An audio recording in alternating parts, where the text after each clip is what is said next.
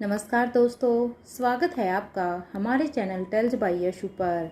यहाँ पर आपको मिलेंगी अनोखी और रोचक कहानियाँ। अगर आपको हमारी कहानियाँ पसंद आती हैं तो कृपया करके हमारी वीडियो को लाइक करें, इसको अपने दोस्तों के साथ शेयर करें और अगर आप इस चैनल पर नए हैं तो कृपया करके सब्सक्राइब करें। आपका हमारे चैनल पर विजिट करने के लिए बहुत बहुत धन्यवाद। चलिए आज की कहानी का सफ़र शुरू करते हैं।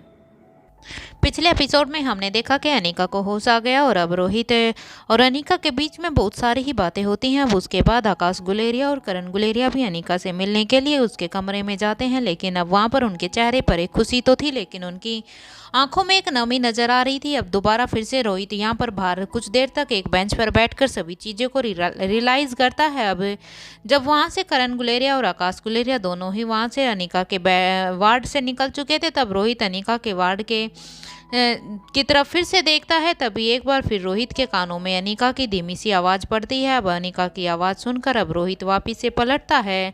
जैसे ही अनिका ने रोहित को पुकारा तभी रोहित फिर से अनिका को देखते हुए कहता है। फिर वो अनिका के पास जाकर बैठ जाता है, क्योंकि अनिका ने रोहित को अपने पास बैठने का इशारा किया था।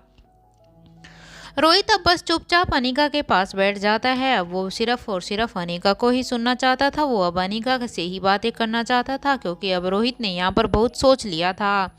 रोहित के लिए जो भी टाइम था वो काफ़ी ही मुश्किल था। वो अनिका के बोलने का ही इंतजार करता है कि अब अनिका उससे क्या कहने वाली है। अब अनिका एक गहरी सांस अंदर खींचती है और फिर कहती है, मुझे नहीं पता था किंग भी इतना कमज़ोर पड़ सकता है, क्योंकि मिस्टर मारवा मैंने कभी आपको इतना कमज़ोर तो पहले कभी भी नहीं देखा था। वो किंग जिसके नाम से अंडरवर्ल्ड तक कांप जाता है, वो कभी इस तरह से टूट सकता है, ये तो मैंने कभी इमेजिन भी नहीं किया था। अनिका फिर से वही बातें लेकर रोहित को समझाना चाहती थी। अनिका फिर से गहरी सांस लेती है और कहती है, क्या आप ऐसे टूट कर हमारे दुश्मनों की ताकत बढ़ाना चाहते हैं मिस्टर मारवा? अनिका की यह बात सुनकर अब रोहित समझ जाता है कि अनिका यहाँ पर क्या कहना चाहती है, इसलिए अब रोहित बिना कुछ कहते हुए सिर्फ नाम में अपनी गर्दन हिला देता है।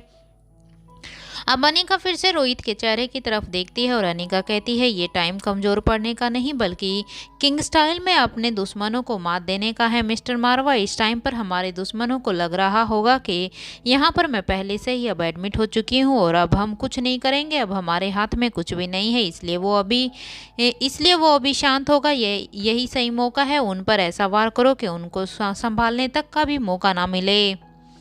अनिका यहाँ पर रोहित को अपने दुश्मनों के बारे में आगाह करने की कोशिश कर रही थी। अनिका की बात भी यहाँ पर बिल्कुल ही जायज़ थी, क्योंकि कहीं ना कहीं रोहित भी अब इस बात को समझने की कोशिश कर रहा था कि उसके दुश्मनों ने अनिका के ऊपर हमला करके अनिका को ऐसे हॉस्पिटल में तो भेज दिया था, लेकिन अब वो शायद शांत होकर अब वो अपने काम को आसानी से अंजाम दे पाएंगे। इसलिए अब अनिका फिर से रोहित को कहती है कि मैं तो यहाँ पर अब शायद कुछ दिन मुझे लग जाएंगे, लेकिन आप तो किंग स्टाइल में अपने दुश्मनों के साथ लड़ाई कर ही सकते हो। अब आपके पास ऐसा मौका है, आप उनके ऊपर ऐसा वार करो कि उन्हें अब संभलने का भी मौका ना मिले और जिससे हमारी ही जीत निश्चित हो। यहाँ पर अनिका की बात सुनकर अब रोहित कहता है कि हाँ अनिका, मैं समझ गया हूँ कि तुम कहना क्या चाहती हो। अब अनिका, मैं तुमसे वादा करता हूँ कि इन सब के पीछे जो भी कोई होगा मैं उससे ज़रूर ही ढूंढ निकालूंगा और उसे ऐसी मौत मारूंगा कि कभी कोई तुम्हारी तरफ या हमारे परिवार की तरफ अब दोबारा आंख उठाकर देखने की हिम्मत भी नहीं करेगा। अब सबको पता चल जाएगा कि किंग इज बैक। ये बोलकर अब रोहित एक बार फिर प्यार से अनिका की तरफ देखता है और फिर धीरे से अनिका के माथे पर किस करके अनिका के वार्ड से बाहर चलने लग जाता है। रोहित की अनिका के वार्ड से बाहर आने के बाद रोहित के कानों में कुछ आवाज़ें पड़ने लगती है। रोहित ने कुछ देर तक तो उन आवाज़ों को इग्नोर करने की कोशिश की, क्योंकि यहाँ पर रोहित इन आवाज़ों को सुनना ही नहीं चाहता था, लेकिन काफ़ी कोशिशें करने के बाद भी जब रोहित के कानों तक ये आवाज़ें आती रही तब फिर वो आवाज़ें लगातार ही आ रही थी, क्योंकि वो आवाज़ें अब बंद नहीं हो रही थी। तब रोहित ने धीरे से अपनी आंखें खोल ली और रोहित उठकर बैठ गया।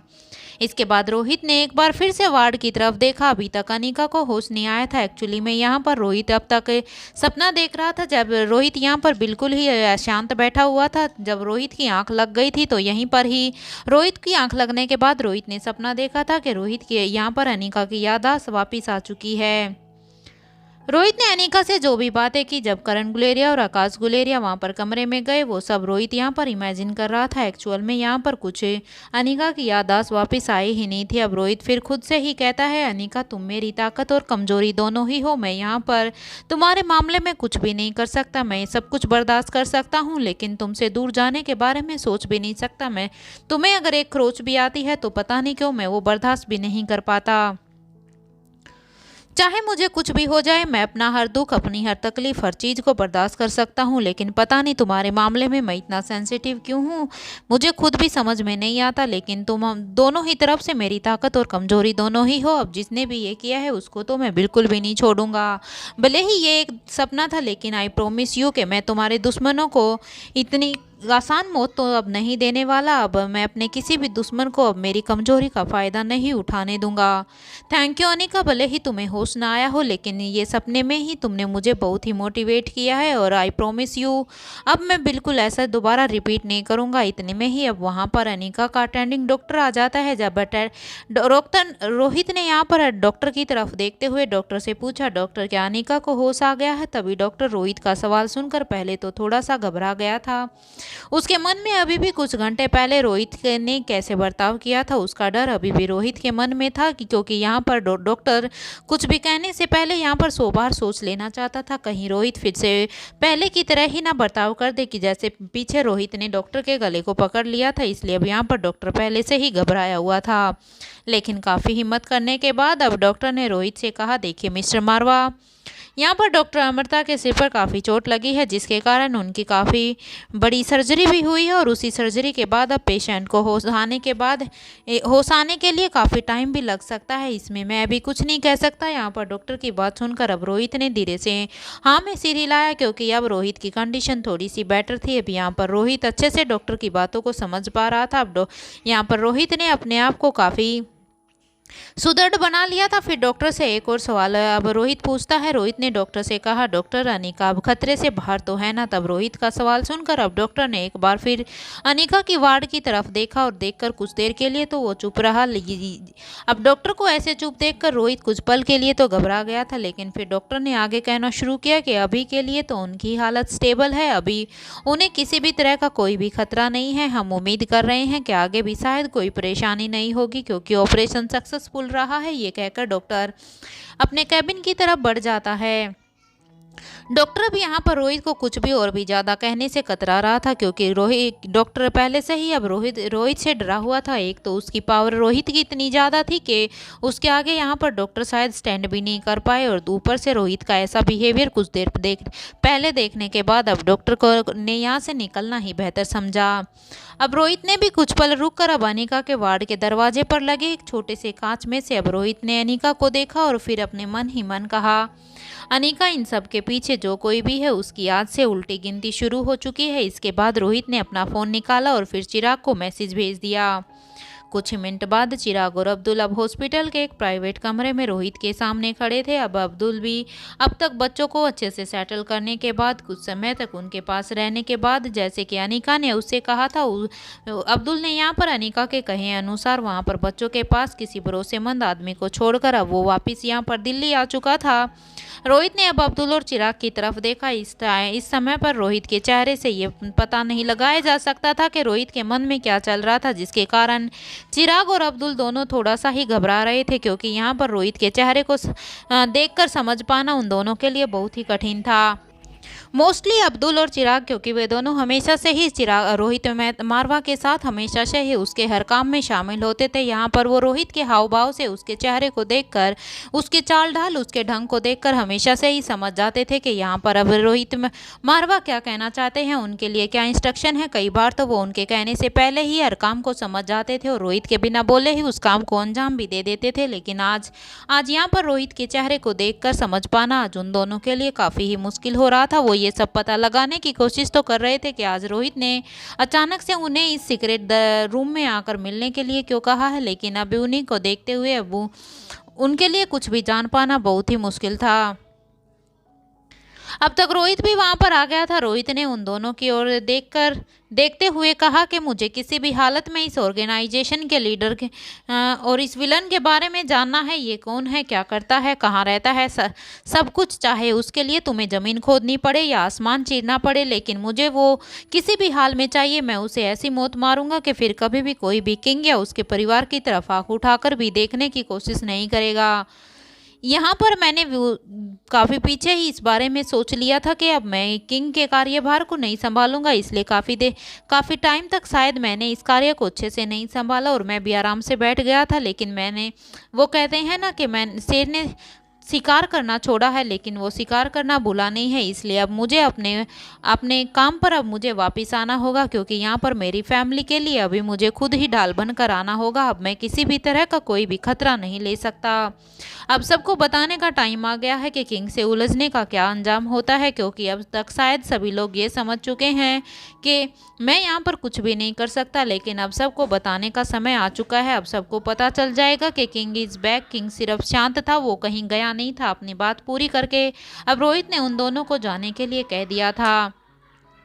जब रोहित यहाँ पर उन दोनों को ये सब कह रहा था तो तब यहाँ पर चिराग मेहता और अब्दुल दोनों ही ये अच्छी तरह से समझ गए थे कि रोहित का गुस्सा यहाँ पर कितना हाई हो रखा था, इसलिए उन्होंने भी यहाँ भी कुछ भी पूछने की हिम्मत नहीं की और वो उन्होंने भी बस हाँ में अपनी गर्दन को हिला दिया। अब वहाँ उस कमरे से निकलने के बाद अब वो दोनों, जैसे ही दरवाज़ा बंद हुआ, अब यहाँ पर चिराग मेहता और अब्दुल दोनों ही एक दूसरे के चेहरे की तरफ देखे जा रहे थे। उन लोगों को यहाँ पे कुछ भी समझ में नहीं आ रहा था। तभी अब्दुल अब चिराग मेहता से पूछता है, चिराग ऐसा क्या हुआ है जो अब यहाँ पर रोहित सर का हमें ऐसा रौद्र रूप देखने को मिल रहा है। तभी चिराग कहता है, अब्दुल हुआ तो बहुत कुछ है, तुम्हें भी तो उसके बारे में पता ही है। क्या तुम्हें यहाँ पर मैडम की कंडीशन के बारे में नहीं पता? और तुम्हें तो ये अच्छे से ही पता है कि मैडम के ऊपर अगर एक खरोच भी आए तो यहाँ पर सर उसके बारे में बिल्कुल भी बर्दाश्त नहीं कर सकते, और शायद इसी कारण से अभी यहाँ पर हमें सर का ये रौद्र रूप देखने को मिल रहा है।